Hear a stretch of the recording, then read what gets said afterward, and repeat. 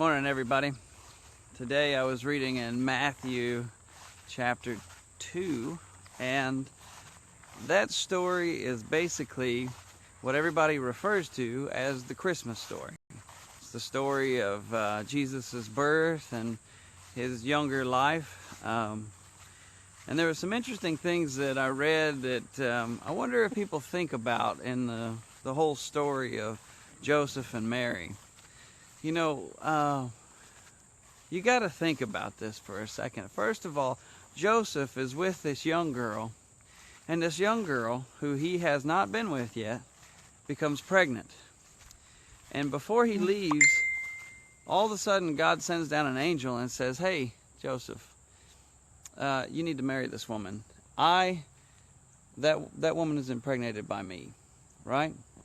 So he sends down an angel and says that to her. Now Joseph, against what probably everybody in his family and all his friends were saying, decides to stay with Mary. And then to take it a step further, after he decides to stay with Mary, now that the baby's born, he has a bunch of strange guys come visit. And those strange guys come visit and bring him a bunch of gifts. So, you know, Joseph is now being somewhat rewarded for staying with Mary and doing the things that God had told him to do. But what gets really interesting is, after those guys leave, all of a sudden, an angel shows up, and the angel's like, "Hey, you need to move." And when Joseph hears that, Joseph literally moves his family to Egypt that night. He literally takes off that evening. Now think about that. He had the faith to take off that evening and take his family in the night and leave for Egypt. That's a little strange, right? I mean, are you willing to have that amount of faith that you would take off and run towards wherever God told you to run because, well, really, for reasons you don't even know?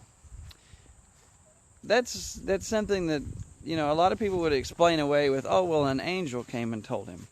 Well, if you read Scripture and you start to look at the original language, sometimes an angel is just another person, or appears to be another person.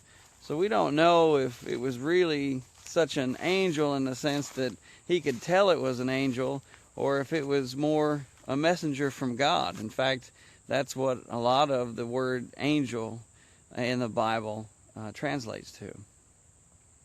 So he gets this message that he's got to get up and go. And so he takes off. And then he waits for Herod to die, and he finds that Herod dies, and then he decides to pick up his family and move back, but he moves back to Nazareth. He's in the middle of moving back to Bethlehem when God says, "Hey, you might want to change course and go ahead and go to Nazareth because Herod's son is in charge." Imagine the amount of faith it took to not only move once, move again, and then in the middle of moving, change your mind and move somewhere else because God said so. To marry a woman that very likely would have seemed like someone who wasn't faithful to you because God says so. To raise a child as God's child because God says so.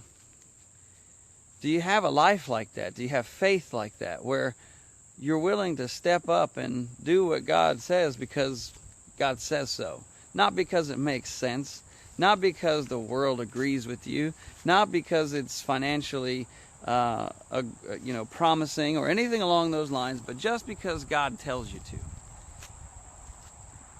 I have to ask myself every day, do I have that kind of faith? And I think we shorten the story of Christmas and the story of Jesus' birth and when he's raised. I think we lessen and cheapen it by not really paying attention to the amount of faith it took for that story to even take place.